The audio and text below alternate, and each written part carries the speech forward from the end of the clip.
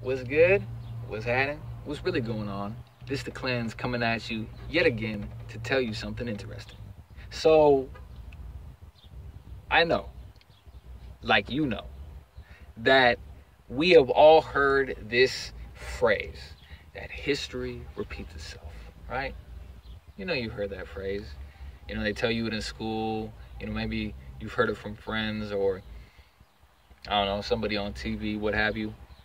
Well, when you look into that, it becomes obvious that what's really going on is that people are making the same mistakes and making the same choices and making disempowered, unaccountable actions, right? Again and again and again.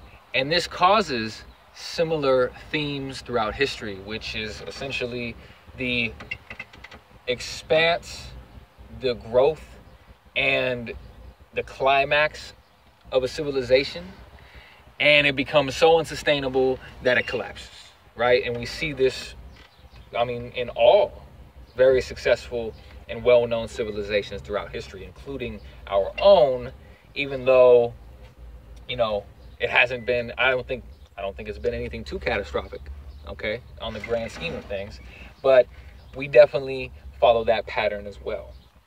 Now, really what has happened is that frame of mind, right? That continual choice to make the same decisions regarding behaviors, regarding actions, regarding viewpoints again and again and again is actually prevalent till this day, right? You see so many people that just are completely and 100% responsible for why things remain the same, because they just accept that this is the way things are, right? And the level in which they could change it is typically very low, right? It's usually just, hopefully we could put a politician in there, that could turn things around, or you know what, let's just pray Jesus comes back, right? So there's all of this, lack of confidence, lack of awareness, I believe, in the power of choice, okay? Because really what we are doing and what have been doing, right, as a species is, again, just playing this pawn position on a monopoly board for rulers and institutions and different entities that, set up social structures and set up and design all in which we experience in life, okay? But unfortunately, we all know and are fully aware that it is the 5% that reap all of the labor and all of the effort and all of the energy from the remaining 95% that they're ruling. So when we put that into perspective from a neutral point of view, it becomes clear that that means there's really no way for the 95% to ever become higher from that pawn position, change their positions on the board, or perhaps just, create their own. And actually, that leads into what I'm talking about, because now people are starting to understand their power of choice. People are refusing to accept the popular ways of making a change in society, through the protesting, through the demonstrations, through the voting, and different political structures that have been set up. People are really taking the reins and setting up a new world, right? And I guess that really does fall in line with what many people are, I guess, afraid of. But really, what is taking place is a new era, a new way of thinking, a new approach to life, due to just a plethora of information everywhere. Okay, so many people, so many innovators, right, that obviously they don't go through traditional ways of gaining education on things, become so successful in fields and disrupting, industries because of this information that is easily available, right? For anybody, everybody, it's all there. You could talk to experts, email them, call them, whatever, and so that power of choice is starting to resonate in, I would say, more and more, but in the grand scheme of things, really it is very low. But it's only going to become bigger because, again, we understand that I think when I say we, I think the majority of the younger generations understand that, our parents made a choice, right? By accepting, the American dream charade, the American dream fantasy, right? That you could continually work your way up, to the top, and, you have all this social mobility, and, it's just this great, part that you could play in the grand design of America, and you're going to be the engineers of, industry, and, all of this and that. Really what has happened is many people have bought into that idea, right? And developed different suburban communities to isolate themselves from the rest of the world, divide themselves from the rest of the world,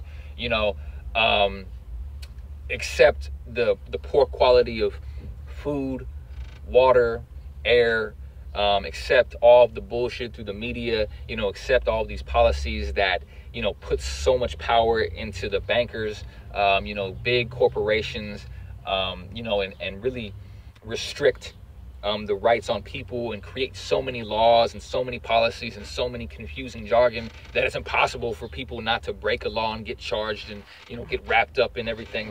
And, they've made a choice, right? They made a choice, but people are really starting to see that a lot of this shit is just entertainment, right? A lot of this shit is falling apart on the people that have duped, our parents, right? Many of our parents, right? And now it's our turn to make a choice, right? The power of choice, okay? And you know what?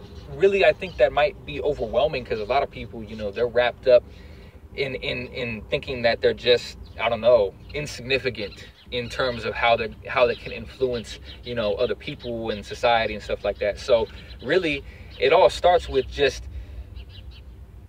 applying this power of choice to your situation and your relationship and yourself and your goals and your family, having the self-discipline to say no when things are being offered to you. That's a big thing that's really happening too in this matrix dynamic construct, is that, there's so many people complaining about this and that, but are openly participating, in it by consuming the goods and enjoying the conveniences that it has to offer, right? And hoping, again, like I said, that, somebody will come and change it for them, right? But again, this is the power of choice. People don't understand the level of power they have.